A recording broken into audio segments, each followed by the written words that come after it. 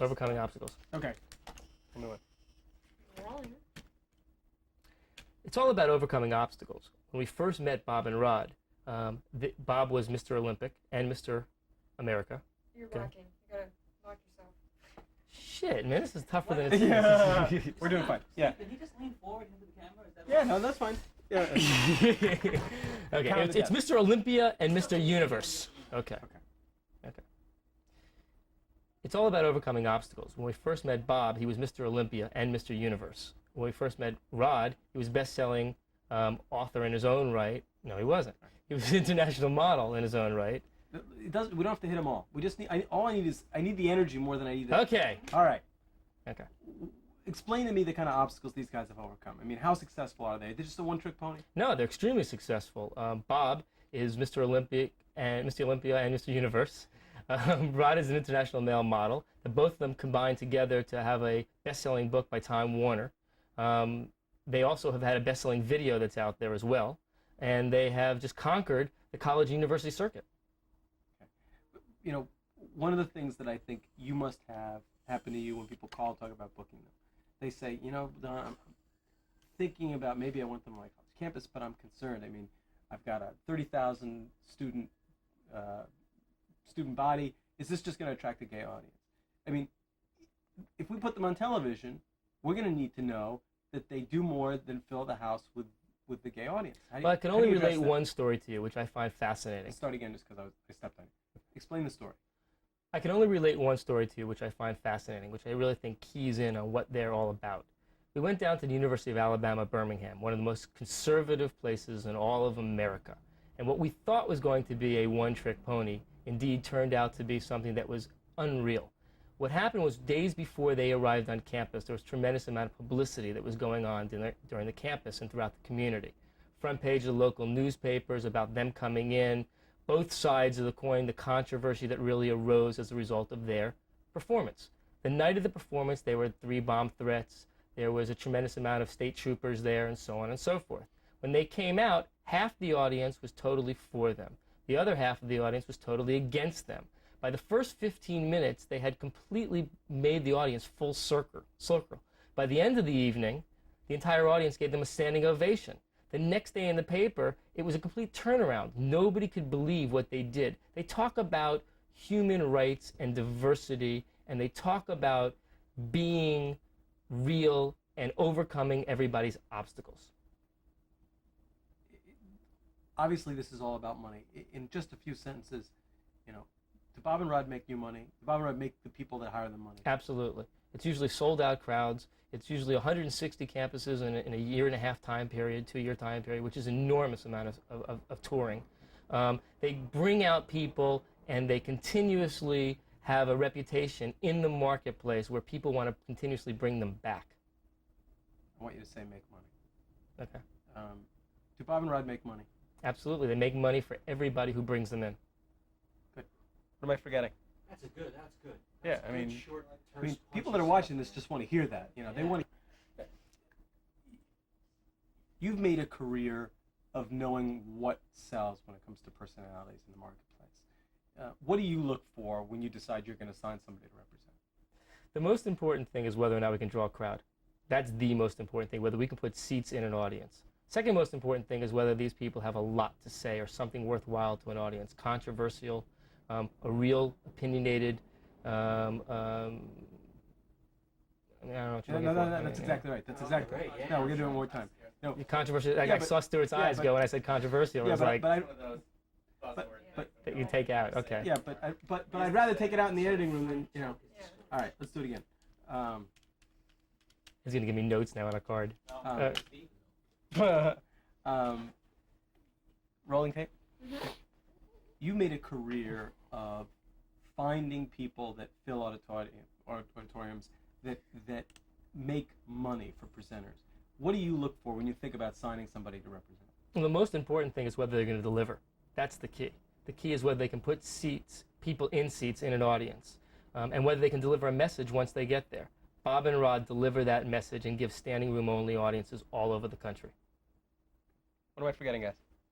Q&A. I like they're inspirational. They overcome Objections. I love that. Okay. So let's I would guess that one of the problems that some speakers have is they get up and they read their notes and then they say thank you very much and they go home. Yeah. Explain how Bob and Rod work with an audience. I mean, does the presentation end when they stop reading their talk, or does it begin there? No, the key, Steve, is really the question and answers and the interactive that goes on between Bob and Rod and the audience. What happens is they become one. They become one of the same. And they're on such a level where they're keyed in and they really relate to each and every individual in that audience, even if there's a couple thousand people standing there. And what's great about them is that they really home in on a lot of things that people have on their mind, overcoming objections, obstacles, things of that nature. And they really deal with it on a one-on-one level. We done? I'm missing something here. Well, we haven't really said the gay thing really loud and clear. I kind of, you know what? Unless anybody cares, I'm comfortable doing that. I mean, I Okay. think I can do it in one. Speeding. It's good. Bob and Rod, I'm told, the place they really shine is when they're working with an audience. Explain what that's like. You've been there. You've been in the room. Well, there's nothing like live audiences. The energy from a live audience is unsurpassed by anything that you can imagine.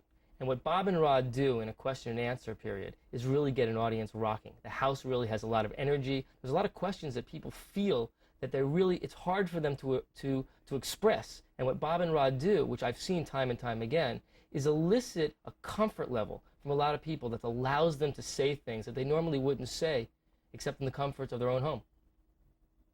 Good bite. Good work, dude. No television. Yeah, I mean, you know. Why not? You know, you've had people say to you. You don't want me to say that I'm like, I thrive on controversy and all that stuff. You don't want me to say that. I mean, you don't want me to say things like, Morton Downey. Morton Downey and Leary and Liddy and I don't want to go that route. No, I agree. I don't want to go that route. I think we should ask the question, isn't the time come to break the barriers for somebody to stand up and say, why not? What you said from the beginning, Don, is there's going to be a gay talk show host. I don't know if it's going to be 10 years from now, 5 years from now. Why not today? Why shouldn't it? Why shouldn't it No, I think what we should do is, what, Stuart? That's a very funny answer. What? They fucking did it. How'd you first We find first it? found Bob and Rob by trying to fill a void in the Yeah, marketplace. let's do that. Rolling. What, you're a person that's made your career putting people on the talk show, on the lecture circuit. How did you first find Bob and Rod? Well, we sought Bob and Rod out because we wanted to fill a void in the marketplace. We were looking for a multicultural, a diversity, an issue-oriented program. I want to ask you flat out, is this a gay talk show? Is that what you're producing? No, we never intended it to be just a gay talk show. It happens to be a talk show that's brilliantly produced with a lot of energy, and it happens to be hosted by two men who happen to be gay. What's wrong with that? Really? What's wrong with that part? I'll lighten it up a little bit. I'll go easier on it. I mean, how do you want me to say it, Stuart? That's what I think. Hey, but it is defensive. You know what is wrong with you people? I mean, that's what I feel like saying. So get it down a couple of ways. I mean, what's wrong with it? Is it a gay talk show? It's a talk show that's brilliantly produced with a lot of energy that happens to be hosted by two individuals who happen to be gay. Happen to. Okay. It's a Something you got a problem with Why, like, can't get it out with these guys, but I took the tapes home and I showed it to my wife and I couldn't believe how she was watching. She was like, Well, that's what I want. That's what I think. Okay, the interesting part about this is that I've showed the tapes, the pilots, to a lot of individuals, to a lot of friends, to a lot of people in the business, out of the business, just regular people. And what's amazed me is the fact that people have enjoyed watching them. Nobody really looked at the fact of whether or not they were gay or not. It really wasn't an issue.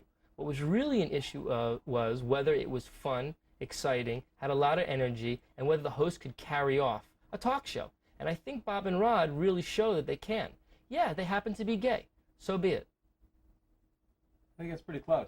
I think that's good. I think that's pretty close. Should we say something like, I don't want to say something like in the 90s. I mean, what I'd like to say is that is that we found out that in our studies that kids from 18 to 34, the younger generation, don't really think that this is an issue. I think it's more about their parents that are looking at this as more of an issue than the kids are. And I don't think that in this day and age that people really look at it as closely as some of the older generation do. I think it's the younger You should demographic. probably just say that the younger demographic doesn't find it an issue. Not say that parents do. Just say Okay. the younger demographic doesn't find it an issue. MTV generation doesn't, younger, you know. I mean, do your audiences say, "Oh, we're glad that you brought, gay speakers to the campus," or "We wish that you hadn't," or do they simply not look at them in terms of their sexuality? I don't think they look at it in terms of sexuality. I think they look at it in terms of the issue. I think what's more important is they accept them for who they are. And I think that's a real clear-cut indication. Say it again. Say it again before you lose it. I think that's I think that's a real clear-cut indication of where the younger generation is really at. I think that they look at people objectively, and I don't think they put so many labels and stereotypes on individuals. Is this a show about sexuality? No. Explain that to me. It's not it's a talk show. It's a talk show about issues. Sexuality really doesn't even enter into this. I think it's a talk show about two people who are real. And I think that's what America is going to accept, that they are real and they deal with real issues and real day-to-day crises and real personalities and what goes on in each of our homes. Good.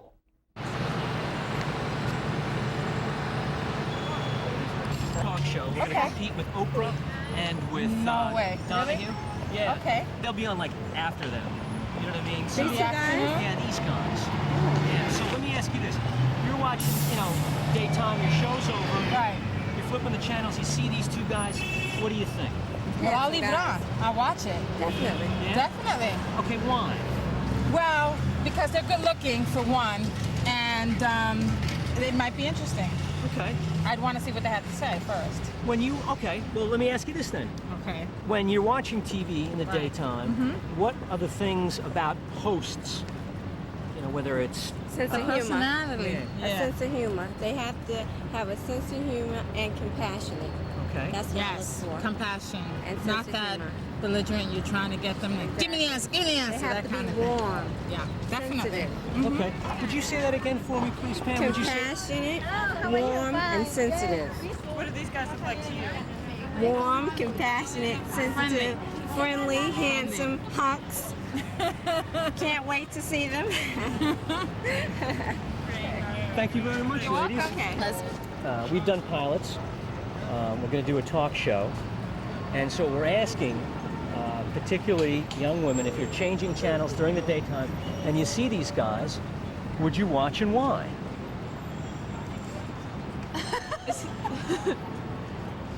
I'd watch and why? Yeah. You'd watch? All right, well, let me Just do to one see at a what, time. because they are both very good looking, I'd want to know what their opinions were about things. Like, I'd want to know if there was more behind them than just their looks. Okay, well, let me ask, what's important when you watch TV and you're watching a talk show?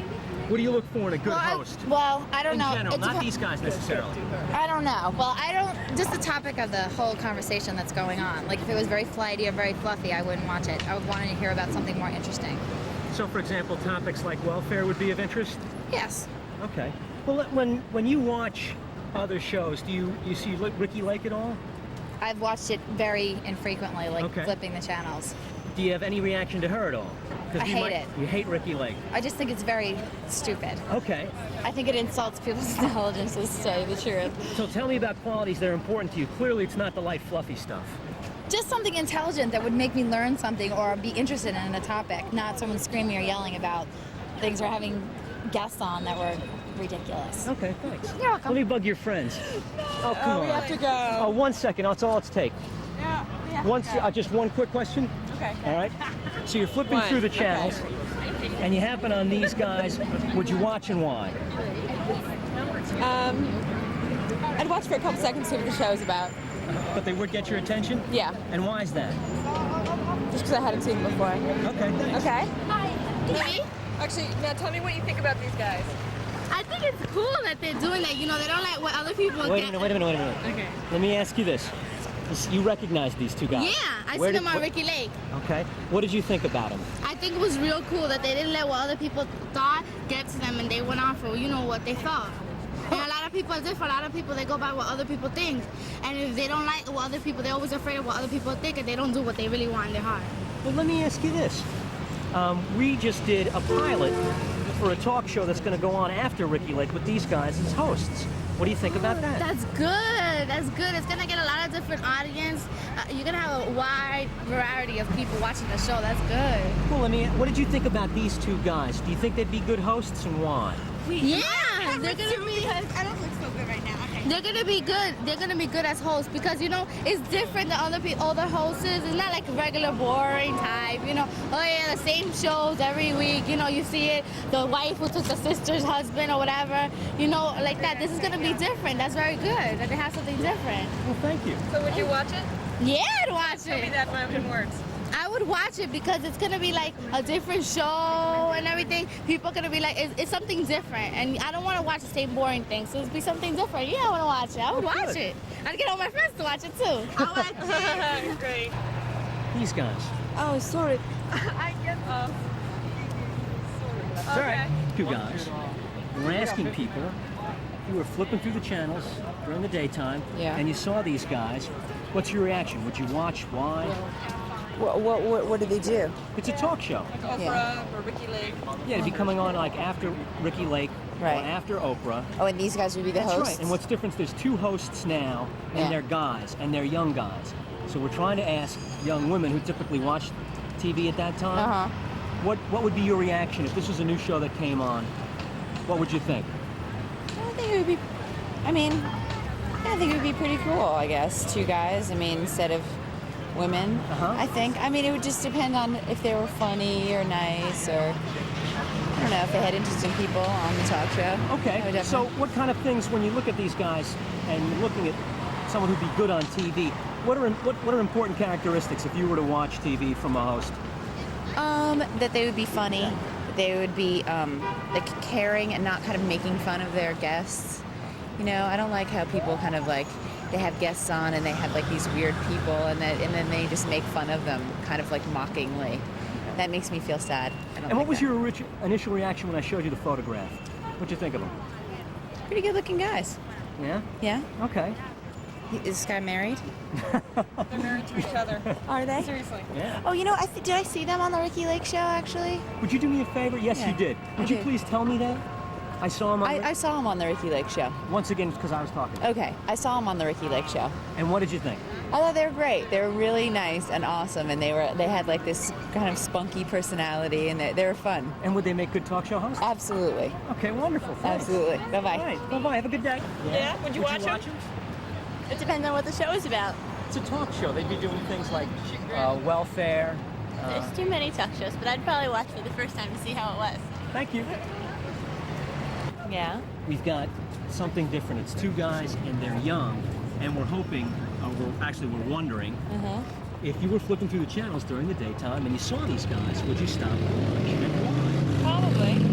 Okay. I would listen to the issues. Oh, I'm sorry, my hands were too high. That's Say okay. that again. I would listen to the issues. Is that important to you? What they're talking about on that day. Okay, when you look at TV and you're watching it, what's important for good hosts? Are there certain characteristics you look for? Let me start with you. You can start with her. Okay. Intelligent and decent topics. But I think it would be quite different. There's not usually young people on as far as talk show hosts for men. And let me ask you this. When you saw the picture, what was your initial reaction? They look like normal guys, average guys. Average guys? I would listen to them. Would people listen to us if we had a talk show? Yeah. I don't know. Well, let me think. Are they good looking? If so, Yeah. does that help them? They don't look too overdone. They're not too modelish. They look rugged and average, down-to-earth guys. He's married. He's married. Yeah, I noticed that. It's nice.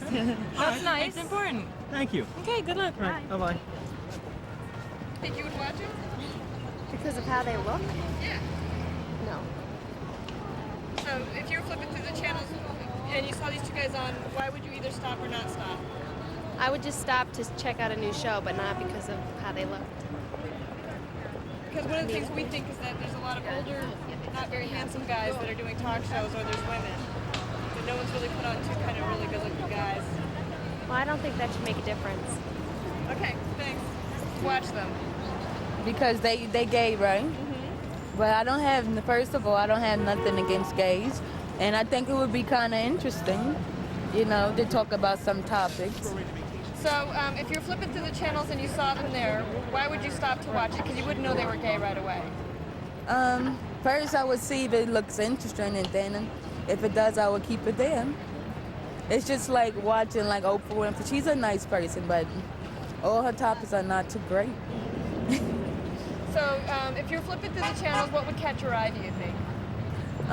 It depends on the topic that they are speaking about.